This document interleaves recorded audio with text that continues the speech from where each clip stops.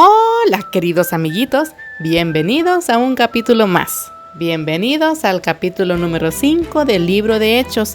Y la palabra de Dios dice así: un hombre llamado Ananías también vendió una propiedad y en complicidad con su esposa, Safira, se quedó con parte del dinero y puso el resto a disposición de los apóstoles.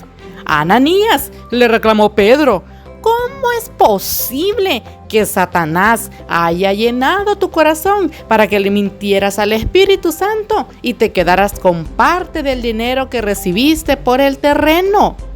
¿Acaso no era tuyo antes de venderlo?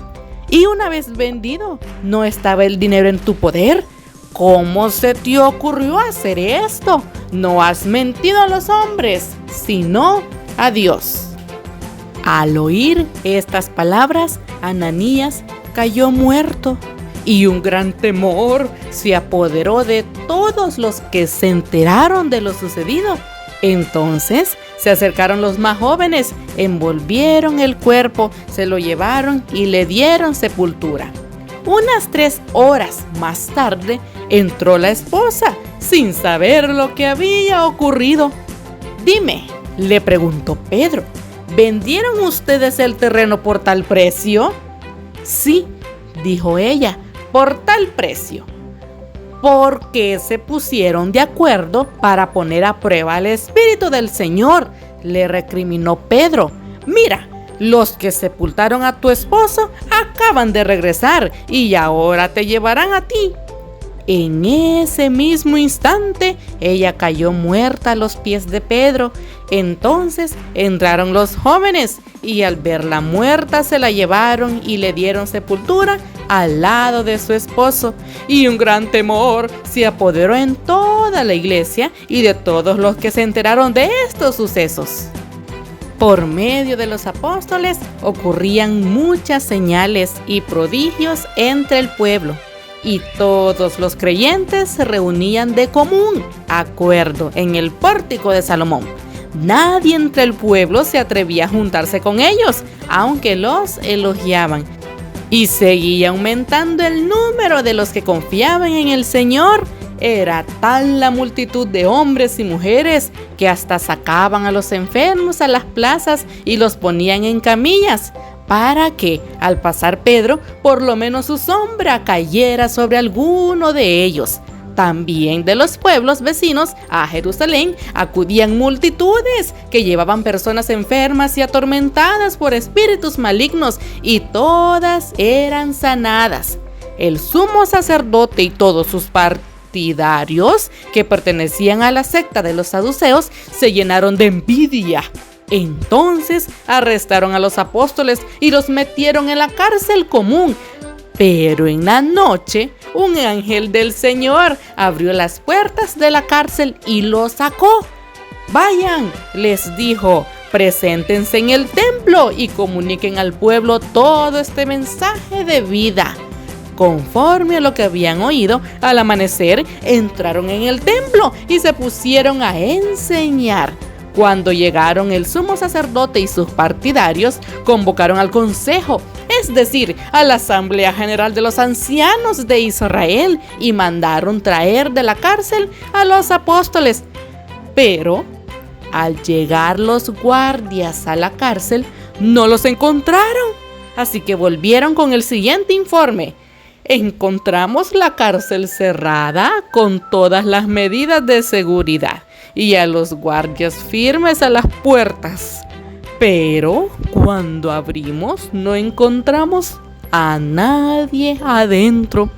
Al oírlo, el capitán de la guardia del templo y los jefes de los sacerdotes se quedaron perplejos, preguntándose en qué terminaría todo aquello.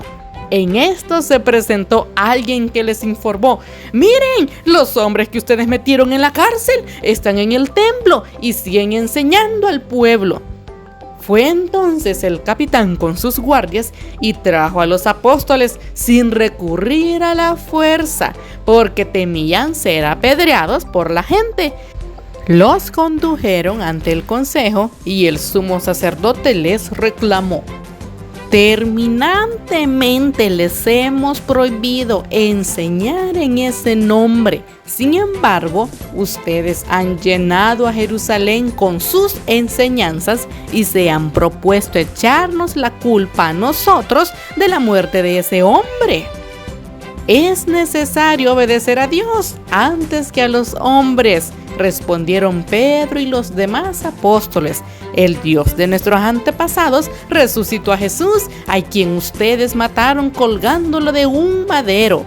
Por su poder, Dios lo exaltó como príncipe y salvador para que diera a Israel arrepentimiento y perdón de pecados. Nosotros somos testigos de estos acontecimientos y también lo es el Espíritu Santo que Dios ha dado a quienes le obedecen.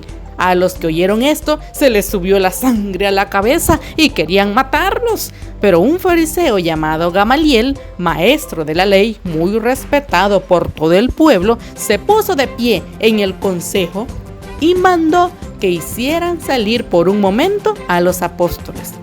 Luego dijo: hombres de Israel, piensen 2 veces en lo que están a punto de hacer con estos hombres.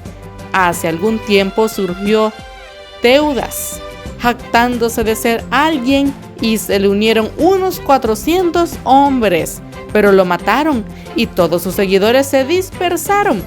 Y allí se acabó todo. Después de él surgió Judas el Galileo en los días del censo y logró que la gente lo siguiera. A él también lo mataron y todos sus secuaces se dispersaron. En este caso les aconsejo que dejen a estos hombres en paz. Suéltenlos.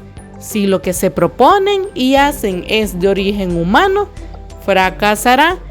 Pero si es de Dios, no podrán destruirlos y ustedes se encontrarán luchando contra Dios. Se dejaron persuadir por Gamaliel. Entonces llamaron a los apóstoles y luego de azotarlos, les ordenaron que no hablaran más en el nombre de Jesús. Después de eso, los soltaron. Así pues, los apóstoles salieron del consejo llenos de gozo por haber sido considerados dignos de sufrir afrentas por causa del nombre. Y día tras día en el templo y de casa en casa no dejaban de enseñar y anunciar las buenas nuevas de que Jesús es el Mesías. Queridos amiguitos, junten sus manitas y cierren sus ojitos, vamos a orar. Querido Jesús, gracias te damos porque nos has dado la oportunidad y el privilegio de hablar de tu nombre, de tu santo nombre. Por favor, te pedimos que nos protejas y que nos cuides cuando vayamos a hablar de ti. En el nombre de Jesús oramos. Amén. Que el Señor te bendiga. Te esperamos en el próximo capítulo.